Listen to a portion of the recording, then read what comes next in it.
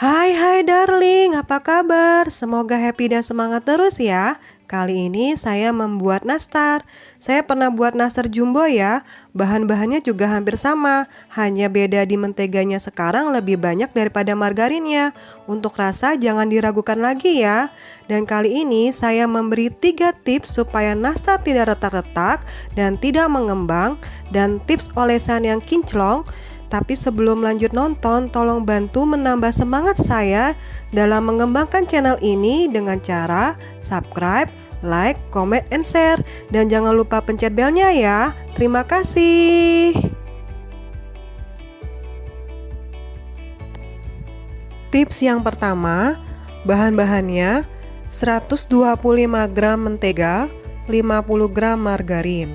Untuk bahan ini tergantung selera ya. Kalau mau banyak margarinnya juga tidak apa-apa, atau perbandingan mentega margarinnya 1:1 juga tidak apa-apa. Itu tergantung selera ya. Tapi untuk hari raya kita buat yang enak ya darling. 62 gram gula halus dimasukkan, dan usahakan gula halusnya itu jangan sampai mengeras atau membatu.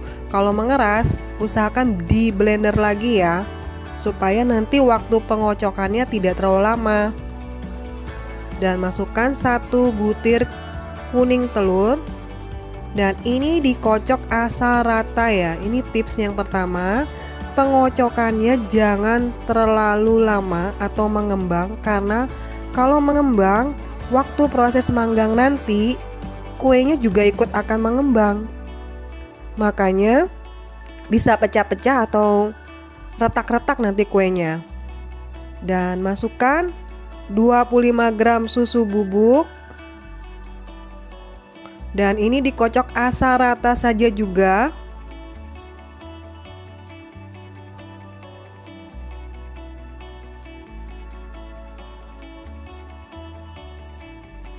Dan masukkan seujung sendok teh garam untuk rasa gurih. Dan masukkan 13 gram maizena, dan ini dikocok asal rata saja, karena pengocokan nastar itu tidak boleh lama-lama ya.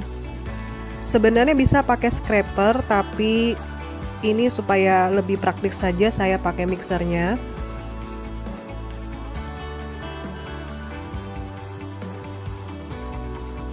Dan setelah itu masukkan 250 gram terigu, dimasukkan secara bertahap ya, dan dikocok juga asal rata saja.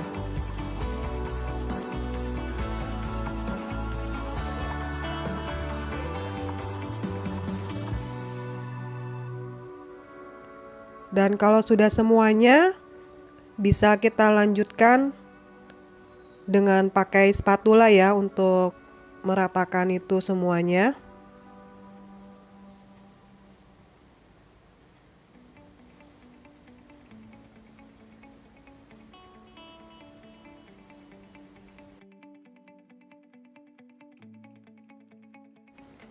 Adonan yang sudah jadi saya ukur dengan cetakan es buah yang lubangnya besar. Ini sekitar 7-8 gram ya. Dan kenapa saya pakai cetakan es buah ini? Supaya ukurannya sama rata ya, tidak ada yang besar, ada yang kecil gitu. Dan ini memudahkan kita juga waktu proses menata kuenya yang sudah jadi di dalam toples. Ini sekitar 3 lapis ya kalau di ukuran toples 500 gram tanpa kertas mangkok.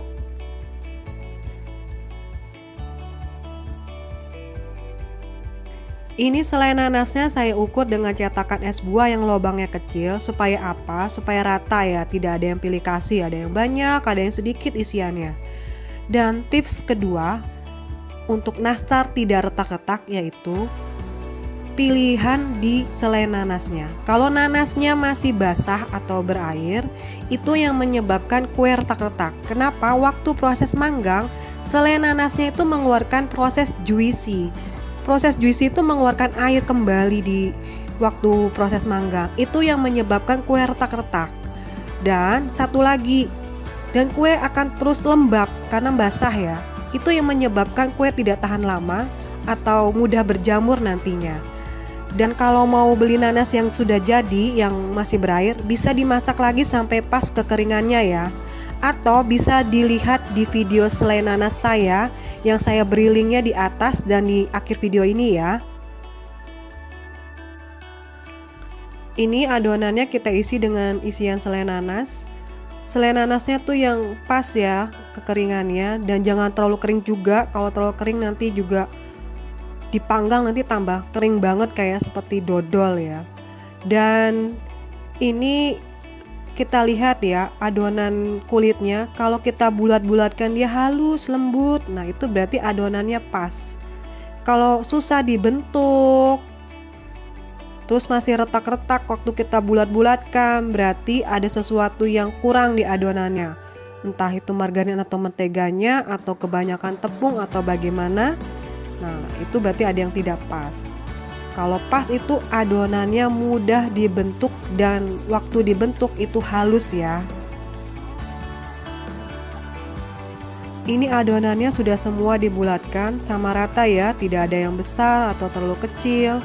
Jadi sama rata. Dan kita panggang di suhu 140 derajat Celcius setengah matang dulu ya.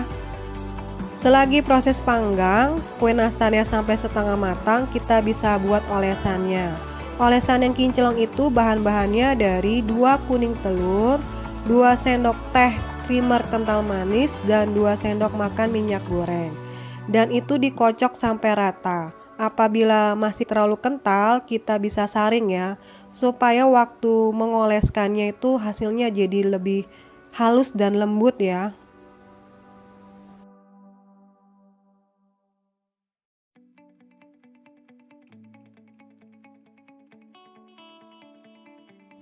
Ini kuenya sudah setengah matang, kita bisa keluarkan, tunggu hangat, lalu kita oleskan 2 kali atau 2 tahap. Bisa 3 kali oles kuning telur, tapi menurut saya itu ketebalan dan kuning telurnya mudah lepas nantinya kalau sudah matang. Kita bisa lihat ya di kuenya ini tidak ada yang retak-retak atau pecah. Dan ini tips yang ketiga, mengapa sih kita oleskan kuning telurnya setengah matang? Itu dikarenakan adonan kulit nastarnya sudah kokoh. Jadi cairan kuning telurnya tidak merembes ke pori-pori adonan, dan kalau kita oleskan sebelum dipanggang, cairan kuning telurnya merembes ke pori-pori kulit adonan dan itu menyebabkan retak-retak atau pecah. Setelah dioles semuanya ini 2 kali, lalu kita panggang lagi sampai matang di rak bawah, lalu ditaruh di rak atas sebentar supaya kuning telurnya golden brown ya. Terima kasih yang sudah menonton, kalian semua super baik sekali. Saya berharap kalian semua semangat mencoba untuk membuat kue nastar ini dan kuenya berhasil, tidak ada yang retak-retak atau pecah-pecah, dan semoga kue nastarnya kinclong ya. Dan saya doakan kalian semua happy, sehat, berhasil, dan semangat dalam usahanya. Dan semoga kalian semua sukses selalu.